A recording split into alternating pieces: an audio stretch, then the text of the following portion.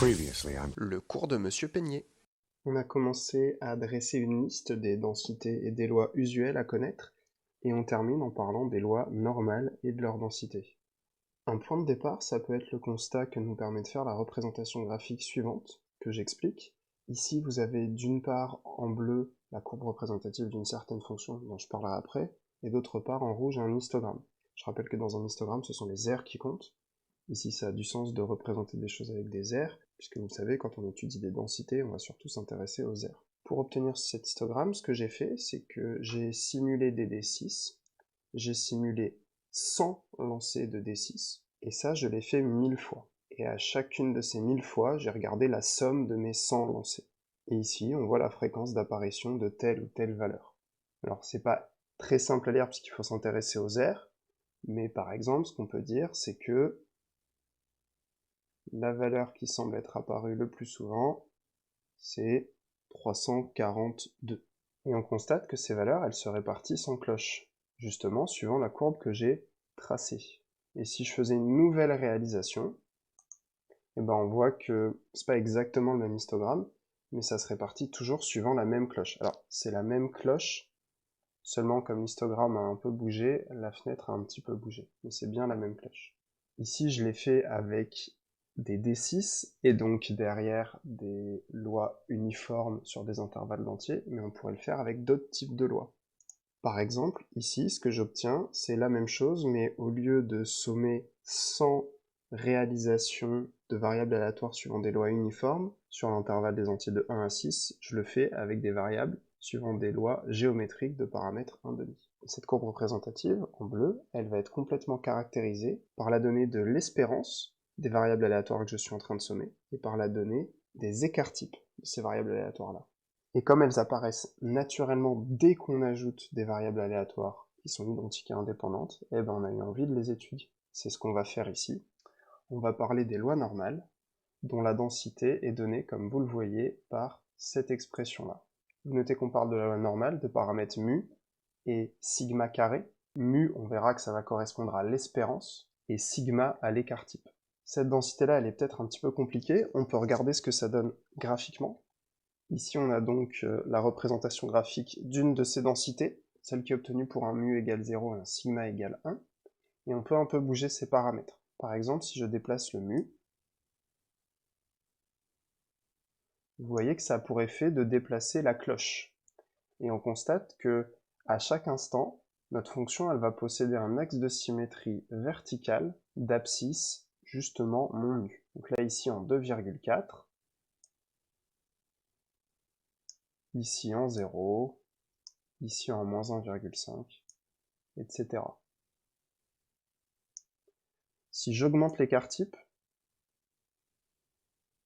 voyez que ça a tendance à aplatir la cloche, ce qui est normal puisque quand un écart-type est grand, ça veut dire que les valeurs, elles sont assez éloignées de notre moyenne.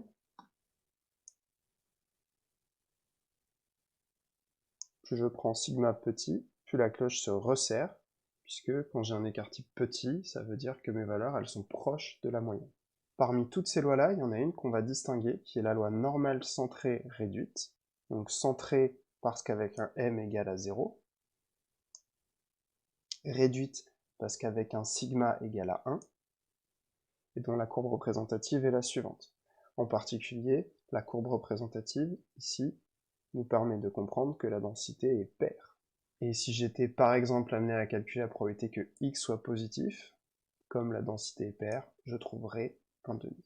Beaucoup de résultats seront donnés directement sur la loi normale centrée réduite, mais il existe une façon simple de passer d'une loi normale quelconque à la loi normale centrée réduite, et de la loi normale centrée réduite à une loi normale quelconque. C'est l'objet de la proposition ci-dessous. Et on nous dit que lorsqu'on a x qui suit une loi normale de paramètres mu et sigma carré, la variable aléatoire centrée réduite associée à x, autrement dit x moins mu divisé par sigma, suit elle une loi normale centrée réduite. Alors on n'a pas encore démontré que mu c'était bien l'espérance de x et que sigma c'était bien son écart-type. Pour mu, ce sera fait dans ce chapitre. Pour sigma, vous le verrez l'an prochain. Et dans le sens inverse, si on part de grand X qui suit une loi normale centrée réduite, si on multiplie grand X par un certain sigma et qu'on ajoute mu, donc si on fait le contraire de ce qu'on a fait là, on va retomber sur une loi normale de paramètres mu sigma carré. Il faut bien comprendre que cette densité-là, c'est une densité qui est une expression un tout petit peu compliquée. On pourra difficilement faire des calculs et par exemple, on n'est pas capable d'obtenir la fonction de répartition avec des fonctions usuelles. Cela dit, si on veut des valeurs approchées, on peut utiliser les tables de loi, comme on a vu en cours. Dans cette table de loi se trouvent des valeurs approchées des images de la fonction de répartition. Par exemple, si on souhaite calculer la probabilité que x soit inférieur ou égal à 1,92, on va aller regarder à la ligne 1,9 et à la colonne 0,02 et trouver 0,97257. Attention, ce n'est qu'une valeur approchée. Je peux utiliser les propriétés à la fois des variables aléatoires à densité et à la fois plus précisément des variables aléatoires suivant des lois normales pour faire des calculs qui sortent un tout petit peu de ce que j'ai directement avec ma fonction de répartition. Par exemple, si je souhaite calculer la probabilité que x soit plus grand ou égal à 1,65, je peux dire que c'est égal à 1 moins la probabilité que x soit inférieur ou égal à 1,65. Ça, c'est parce que x est à densité.